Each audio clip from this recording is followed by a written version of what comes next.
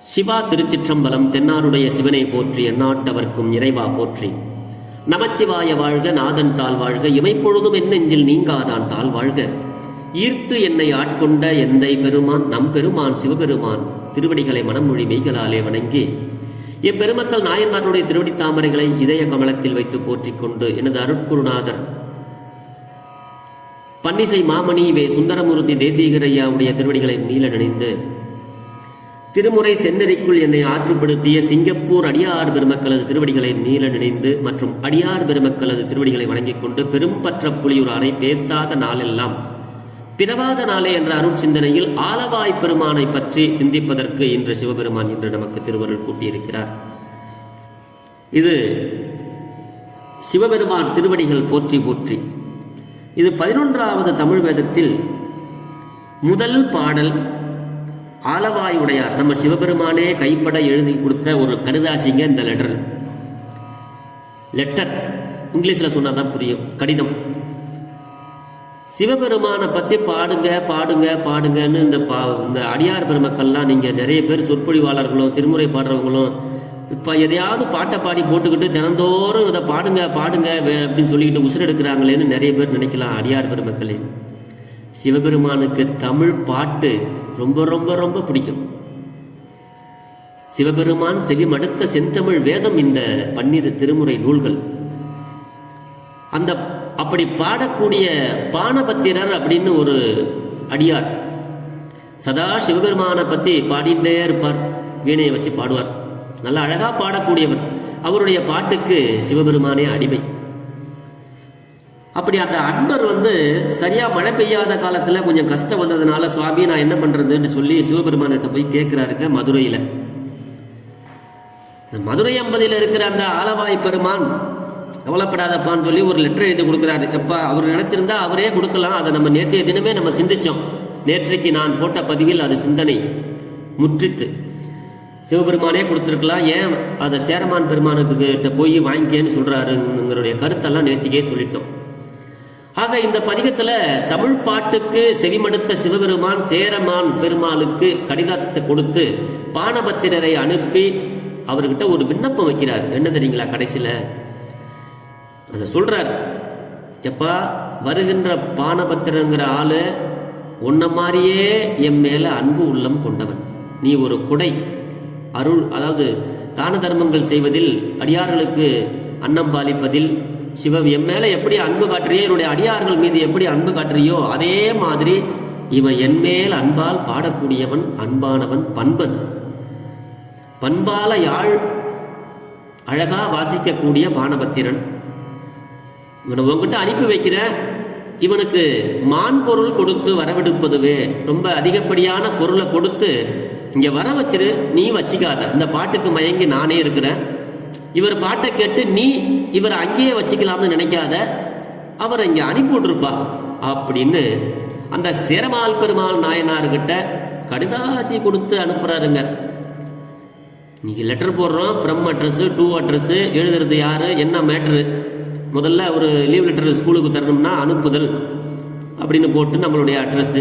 அடுத்து பெறுதல், யார் இதை வாங்கக்கூடியது அவங்களுடைய அட்ரஸ், உயிர் மாணவனுடைய பேர் முதல்ல எழுதி அந்த போடுவாங்க. அதுக்கப்புறம் பள்ளி தலைமை ஆசிரியர் அவர்களுக்கு அப்படின்னு கீழே பொருள் என்ன, என்னக்காக அந்த லெட்டரு, எதுக்காக இந்த லெட்டரு, ஐயா எனக்கு உடல்நிலை சரியில்லாத காரணத்தினால் இன்று ஒரு நாள் எனக்கு விடுப்பு தருமாறு தாழ்மையுடன் கேட்டுக்கொள்கிறேன். அப்படி பொருள்.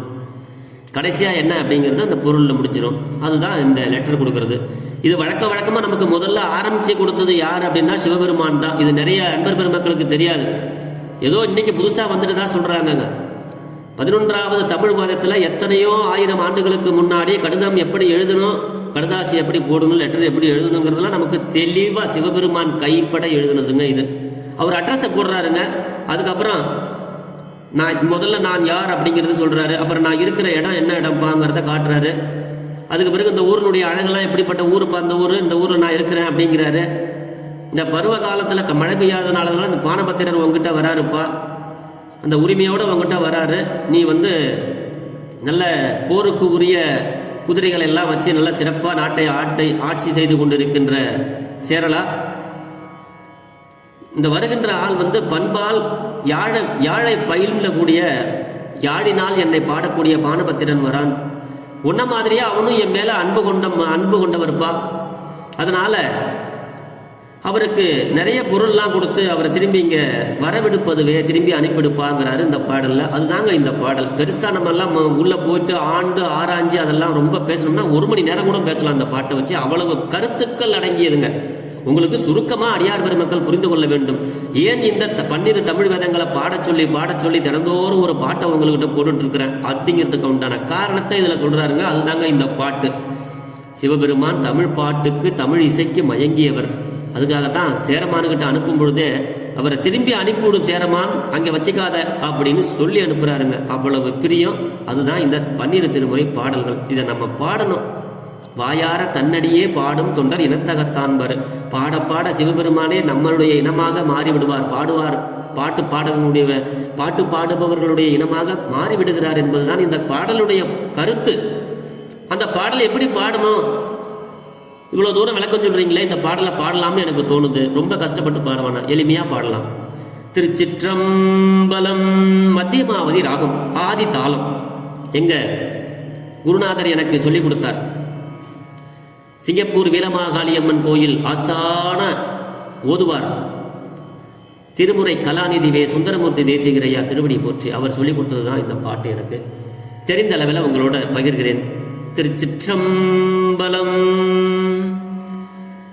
மதிமலி புரிசை மாட கூடல் பதிமிசை நிலவு பால் நிற வரிசிறகு அன்னம் பயில் பொழில் ஆலவாயின் மன்னிய சிவன் யான் மொழி தருமாற்றம் பருவ குன்முடி படியன பாவலர்க்கு பொறுமையின் உரிமையின் உதவி ஒளி திகழ் குருமாமதி முறை குளவிய கூடை கீழ் செருமா உகைக்கும் சேரலன் காண்க பண்பால் யாழ் பயில் பானபத்திரன் தன் போல் என்பால் அன்பன் தன்பால் காண்பது கருதி போந்தனன் மான் பொருள்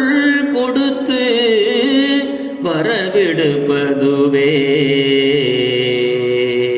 திருச்சிற்றம்பலம். எப்பா மதிமலி புரிசை, எப்பா நிலவு என்னுடைய தலைமையில மகிழ்ந்து இருக்குது. மாடக்கூடல், பெரிய கோபுரங்களை கொண்ட மாடக்கூடல்ல இருந்து பதிமிசை நிலவு, பால் நிற வரிச்சிறகு அன்னங்கள் எல்லாம் இந்த ஊர்ல நிறைய இருக்கு. பொழில்கள், அழகான ஊர் இந்த ஆலவாயில இருக்கக்கூடிய நான் மன்னிய சிவன் யான் அப்படிங்கிறார். மொழிதரு மாற்றம். உனக்கு ஒரு மொழிதரு மாற்றம்னா ஒரு கடுதாசி கொடுக்குறேன்ப்பா. என்னைக்கும் மன்னியன்னா என்றும் நிலைத்திருக்கின்ற சிவன். அப்படிப்பட்ட சிவனாகிய நான் இந்த ஆலவாய் பதிலிருந்து உனக்கு ஒரு கடுதாசி கொடுக்குறேன். பருவ கொன்முடி படியன பாவலருக்கு.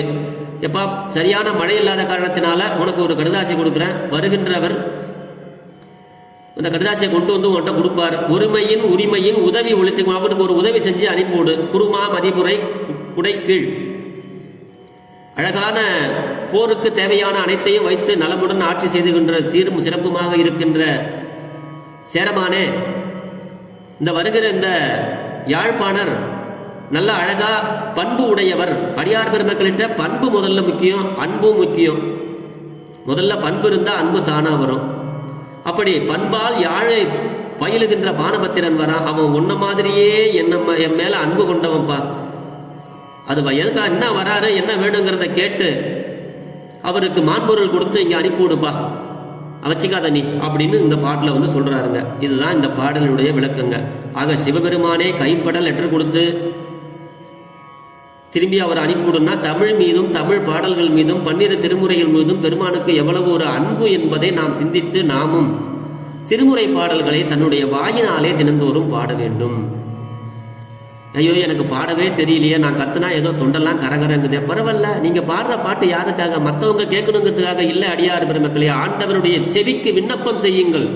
உங்களுடைய மனக்குறைகளை ஆண்டவரிடத்தில் எடுத்துச் சொல்லுங்கள். பாடல்கள் மூலமாக பெருமான் நமக்கு தோன்றாத துணையாக இருந்து நமக்கு அருள் செய்வார். எந்த இடர் வந்தாலும் இடர்களை களைகின்றதுக்கு ஒரு பதிகம் இருக்கு.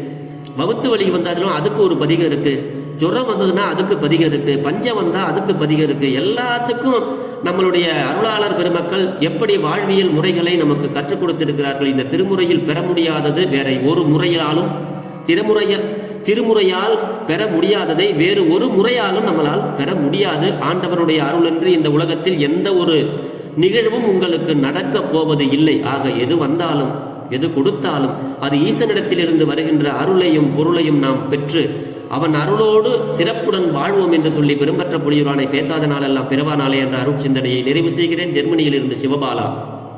குறைவிலாத உயிர்கள் வாழ்க, மேன்மைகள் செய்வ நீதி விளங்குக உலகமெல்லாம். ஆலவாய் சிவனடியே சிந்திக்கப் பெற்றேன் நானே, இன்பமே என்னாலும் துன்பமில்லை.